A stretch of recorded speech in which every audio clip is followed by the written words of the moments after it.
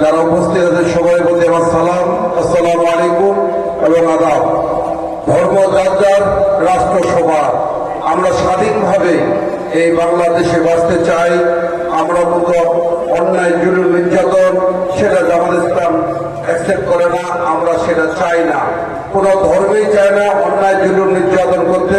তাই যারা ধর্ম পালন করেন আমি উদাহরণ আহ্বান জানাবো, বিশেষ করে আমরা যারা জামাত ইসলাম করি, আপনারা আমাদের কার্যকলাপগুলো বিচার বিশ্লেষণ করবেন। যারা অন্য দল আসে তাদের বিচার কার্যকলাপগুলো বিচার বিশ্লেষণ করবেন, করে আপনাদের বিবেচনা।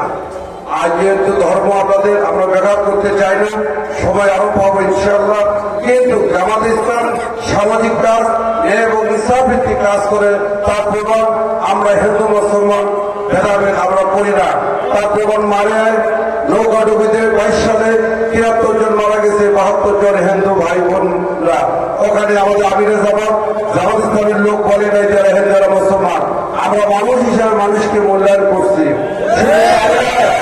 শুধু তাই নয়, ঢাকায় উত্তরায় মাইল স্টোন স্কুল এন্ড কলেজে বিমান দুর্ঘটনায় ওখানেও আমাদের আমিরে জামাত 50 লক্ষ টাকা এবং 20 জন ডাক্তার দিয়ে তাৎক্ষণিক সেবা দিয়েছে।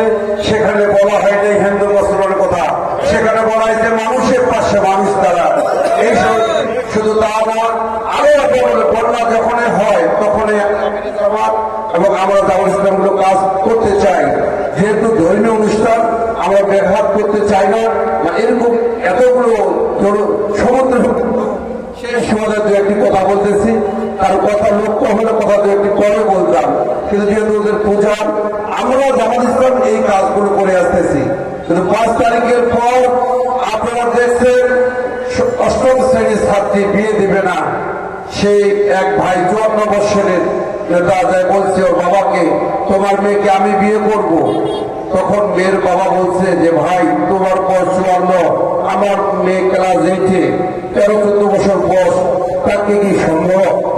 তখন বিয়ে দেয় নাই, না দেওয়ার কারণে তাকে জীবন্ত মারে হত্যা করছে। এই হলো দৃশ্য। পাথর দিয়ে মারছে দৃশ্য দেখছেন। চাঁদাবাজি অন্যায় কে করছে এটা বিচার আমি টেপরিগঞ্জবাসী এবং উপস্থিত জনতার কাছে বিচার দিয়ে গেলাম। জামাতের ইসলামী এই অপকর্ম যদি করে থাকে আপনারা আমাদের প্রত্যাখ্যান করবেন। আমরা জীবনে আপনাদের পাশ কাটব না। আমরা পরিচিত দল, আমরা জামাতে ইসলাম যে আমরা দেশ শাসন না করব। আমরা মন্ত্রী ছিল, এমপি ছিল, ইউনিয়ন চেয়ারম্যান আছে, আপনারা খোঁজ দিবেন আমাদের বিষয়ে। যদি আমাদের একটু প্রমাণ দিতে পারেন দুর্নীতি করব, তাহলে আমরা আর আসবো না কাছে। যেহেতু আজকে ওনাদের পূজা আমরা ব্যাঘাত করতে চাই না, তাই এবার সবাই এক কথা যে আমরা সব দলকে দেখছি, এইবার আমরা দেখতে চাই। আমাদের মসজিদে নামাজ আজান দিলে দেওয়ার কোন পাহারা লাগে না। যদি জামাত ইসলাম ক্ষমতায় এসে আপনার মন্দিরে কাজ করবে, পুরো প্রশাসনের লোক লাগবে, আপনার নির্দ্বিধায় পূজা করতে পারবেন ইনশাআল্লাহ।